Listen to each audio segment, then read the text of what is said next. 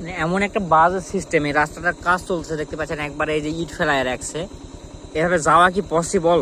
ওদের তো একটা আইডিয়া থাকা দরকার যে না, মানুষ যাইতে পারে, গাড়ি আসতে পারে, মানে একটু সমান করে রাখতে তো পারে। এতদিন তো জ্বালাইছে, বালি ফেলায় রাখতো, মাটি ফেলায় রাখতো, এখন এই ইট ফেলাতে শুরু করছে। মানে এমন একটা বাজে সিস্টেম, এদিকে যাওয়াটা যে এতটা মানে প্যারা, টায়ারের তো অবস্থা এমনিতেই খারাপ, মানে এতটুকু আবার যাইতে অবস্থা আরো খারাপ হয়ে যাবে।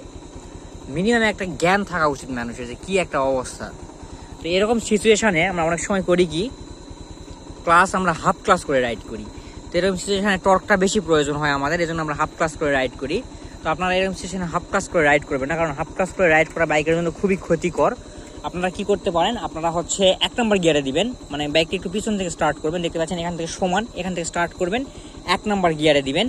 1 নম্বর গিয়ারে দিয়ে থ্রোটলটা একটু বেশি দিবেন, মানে ক্লাসে হাত দেওয়ার দরকার নেই, থ্রোটলটা একটু বেশি দিয়ে মানে থ্রোটলটা কমাবেন অ্যান্ড বেশি করবেন, এভাবে পার করবেন। মানে এখানে হাফ ক্লাস করে যদি চালাইতে যান, এটা অনেক দূর পর্যন্ত একটা রাস্তা, এক্ষেত্রে প্রেশার প্লেট এবং ক্লাস প্লেটের উপর খুবই বেশি চাপ পড়বে। তো অবশ্যই মানে এই জিনিসটা আপনারা লক্ষ্য রাখবেন, এইরকম সিচুয়েশনে কখনোই মানে হাফ ক্লাস করবেন না। এইরকম সিচুয়েশনে আপনারা হচ্ছে 1 নম্বর গিয়ার দিয়ে থ্রোটলটা একটু বেশি দিয়ে যাবেন, এক্ষেত্রে বাইকটা সেফ থাকবে, ইঞ্জিনটা ভালো থাকবে, ক্লাস প্লেটটা ভালো থাকবে।